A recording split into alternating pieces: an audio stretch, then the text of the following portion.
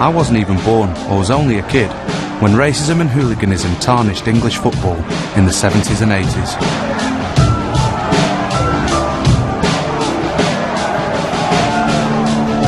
Football matches could be very violent. Far-right racist groups were part of the terraces. Black players were a minority and suffered shocking racial abuse. I've always been aware of this history in football, but know very little about it.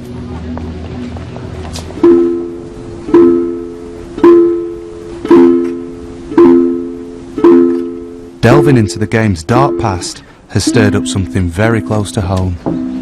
Hello. Hey, Dad. How you doing? I'm good, thanks, Dad. I'm good to see you. Good to see you. Back then, my dad used to watch football on the terraces.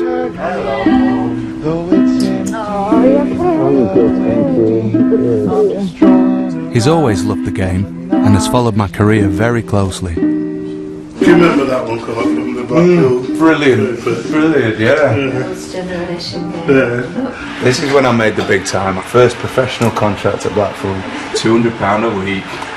Get in there. Wow. Once a semi-pro player, he never succeeded in making the step up to the professional game. Fantastic. Today he's a school caretaker. They put the kit on at this time. When Clarke made it as a footballer, actually made his first appearance as a professional, I couldn't have been a prouder parent. I can remember seeing him play for England under 21s. You know, it was fantastic, absolutely fantastic to see him do that. He never talked to me about going to football, and he never once took me to a match when I was growing up. I want to know why. Did you experience any kind of racism then, or racial abuse growing up, Dad? Of course, yeah. I experienced racism quite a bit, yeah. But it was something I never talked about. I never told anybody about it or talked to anybody about it.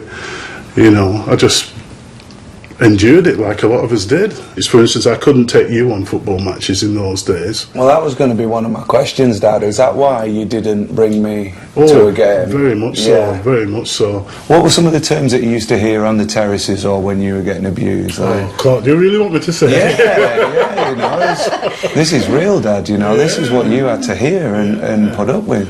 Oh, you'd hear them all, nigger, black bastard, you know, you wog. The abuse was all around you, Clarke. Yeah. And again, this is the reason why I wouldn't, you know, take you on a match. And it used to upset me, hearing the players getting the abuse. And that, you know, that's just how it was in those days. Yeah. You know, going to football matches. Even, it wasn't just when he was watching matches, Clarke, it was when he was playing them. Yeah. As a footballer, Oh, he yeah. used to get racial abuse as well. Really? Yeah, we got racial abuse. You From know, players? From playing. Yeah, I've been headbutted, kicked, you know, stamped on. That has actually happened to me in football matches. And the ref could hear this. My coaches who were with me could, you know, who were with me could hear it, but nobody did a thing. Nobody did a thing. You know, that almost put me off football for life. So if I came up against that on the pitch, I don't know what I'd do. Yeah. Do you feel that your race played a part in your progression in football, Dad? Blatantly, it stood against you. I had wondered about it, and I have thought, I wonder what would have happened and what would have become of me, and you know, would I have actually ended up playing professional football? You know, it didn't happen for me.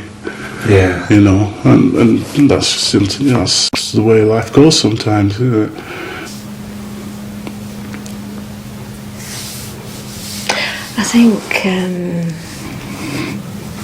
I think there's a part of you personally that doesn't want to think that it's because of that. Yeah. That it could have blocked a career in football, because that was your dad's dream. Yeah. He left school believing that he would be a professional footballer. That's what I wanted to do, wasn't it? That's all I wanted to do. What's happening? Stirring things up in me as I'm talking about this stuff.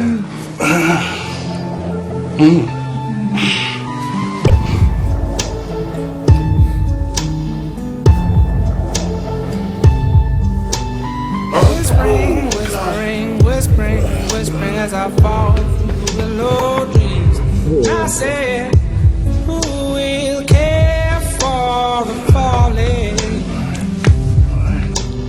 Who will care for the falling? Definitely the most striking things is that, you know, he's been so alone all this time. The fact that my dad did that without passing on his grievances and his apprehensions to me, I think that's a phenomenal thing. You know, that's enabled me to grow and develop without preconceived fears and apprehensions, whether they're still there or not, you know, but my mind was free to focus on my own ability instead of what potential barriers there may be. And I've always known that racism has been a problem in society, but never been more aware of it than I am today.